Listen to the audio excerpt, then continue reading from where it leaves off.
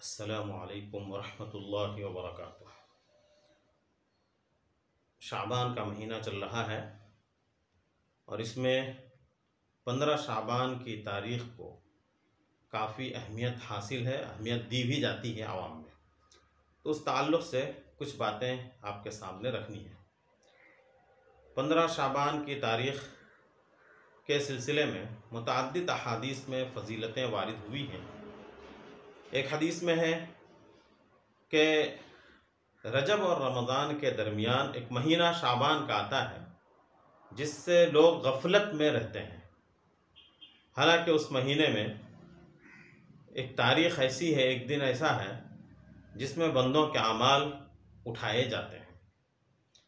اسی طرح فضیلت کی ایک حدیث یہ بھی ہے کہ اس رات اللہ تبارک و تعالی آسمان دنیا پر اترتے ہیں۔ ان اللہ ینزل لیلۃ النصف من شعبان الی السماء الدنیا۔ امام ترمذی رحمۃ اللہ علیہ نے اس کو روایت کیا ہے۔ دوسری فضیلت یہ ہے کہ اس دن اللہ تبارک و تعالی مغفرت عامہ فرماتے ہیں۔ چنانچہ عائشہ رضی اللہ تعالی عنہ کی روایت ہے، وہ فرماتی ہیں کہ اس دن بنو کلب کے بکریوں کے بالوں کی تعداد سے بھی زیادہ لوگوں کی مغفرت فرماتے ہیں، اور بعض روایت میں اضافہ بھی ہے کہ یہ وہ لوگ ہوتے ہیں جن پر جہنم واجب ہو چکا ہوتا ہے۔ اسی طرح ایک حدیث میں ہے، حضرت عبداللہ بن عمر رضی اللہ تعالیٰ عنہ فرماتے ہیں کہ 5 راتیں ایسی ہیں جن میں دعا کبھی رد نہیں ہوتی۔ 5 لیال لا يرد فیہن الدعاء، لیلۃ الجمعہ واول لیلۃ من رجب ولیلۃ النصف من شعبان ولیلۃ العید۔ جمعہ کی رات، رجب کی پہلی رات، شعبان کی 15ویں تاریخ کی رات، اور اسی طرح عید الاضحیٰ اور عید الفطر کی 2 راتیں۔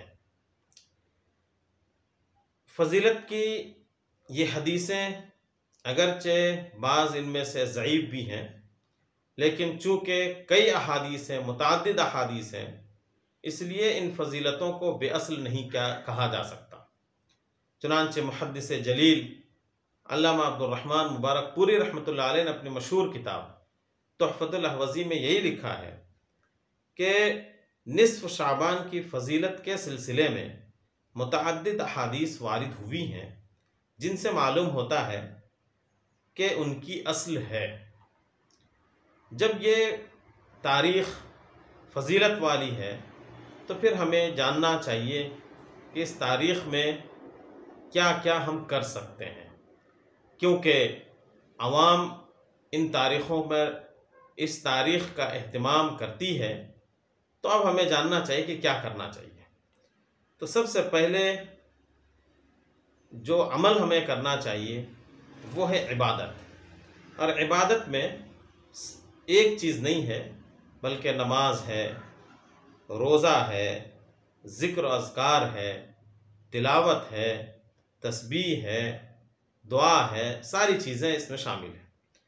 چونکہ یہ رات فضیلت والی ہے، یہ تاریخ فضیلت والی ہے، تو اس لیے خاص طور پر اس تاریخ کو عبادت کا اہتمام ہمیں کرنا چاہیے، اور سلف صالحین کا بھی یہی عمل رہا ہے۔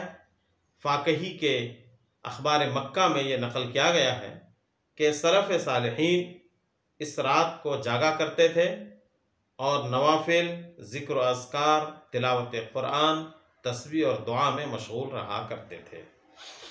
البتہ عبادات میں کوئی تعداد متعین نہیں ہے۔ عوام میں جو یہ مشہور ہے کہ 100 رکعت اس دن نوافل کی پڑھنی چاہیے، اس کی کوئی اصل نہیں ہے، بلکہ جتنی ہو سکے اتنی آپ عبادت کر سکتے ہیں اپنی طاقت کے اعتبار سے۔ اس تاریخ کو ایک دوسرا کام جو کیا جاتا ہے وہ روزے کے تعلق سے ہے۔ بہت سارے لوگ روزے کا اہتمام کرتے ہیں، تو روزہ رکھنا فی نفس ہی درست ہے یا نہیں؟ آپ صلی اللہ علیہ وسلم کا اس سلسلے میں ایک ارشاد بھی نقل کیا جاتا ہے اذا کان لیلۃ النصف من شعبان فقوموا لیلہا وصوموا یومہا، کہ جب نصف شعبان کی رات آ جائے تو اس کی رات کو قیام کرو اور اس کا دن جب آئے تو اس سے روزہ رکھو۔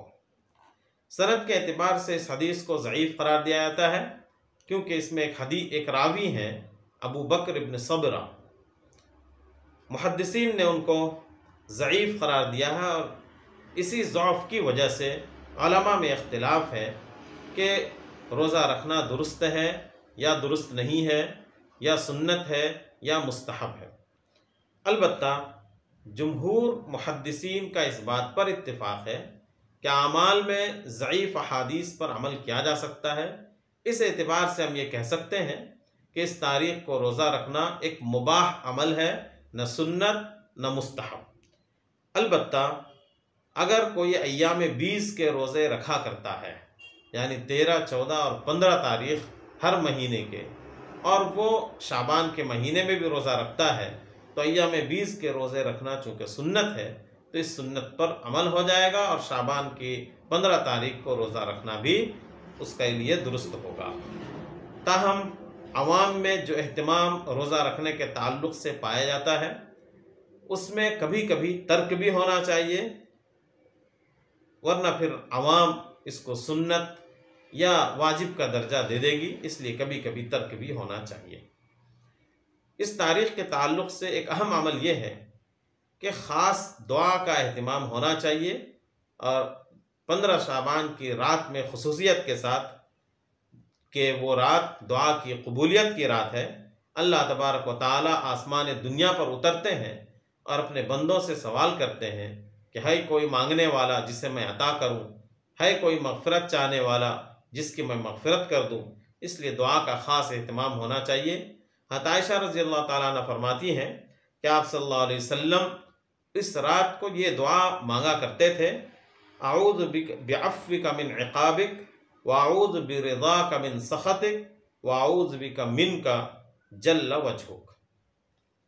ایک اور عمل 15 تاریخ کو جو کیا جاتا ہے وہ قبرستان میں جانے کا اہتمام۔ اس تعلق سے عائشہ رضی اللہ تعالیٰ عنہ کی حدیث ہے کہ ایک رات میں آپ کو تلاش کرتے ہوئے نکلی تو میں نے آپ کو جنت البقیع میں پایا، اور وہ تاریخ 15 شعبان کی تاریخ تھی۔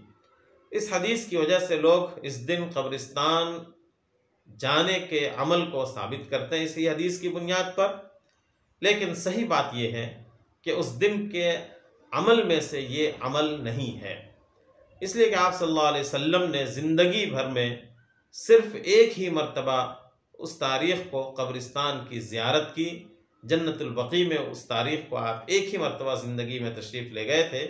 تب اگر کوئی شخص آپ صلی اللہ علیہ وسلم کی سنت پر عمل کرنا چاہتا ہے تو زندگی میں ایک مرتبہ اس پر عمل کر لے، پھر باقی اور جانے کا اہتمام نہ کرے۔ تو عوام جو اس کا اہتمام کرتی ہے قبرستان جانے کا، وہ اہتمام درست نہیں ہے۔ حضرت مفتی شفیع صاحب دیوبندی رحمۃ اللہ علیہ نے یہی بات نقل کی ہے کہ نص میں صرف ایک مرتبہ جانا ثابت ہے، لہذا اگر کوئی شخص زندگی میں ایک مرتبہ جاتا ہے تو اسے درست قرار دیا جائے گا، لیکن اہتمام کرنا یہ درست نہیں ہوگا۔ آج کے لیے بس اتنا ہی۔ اللہ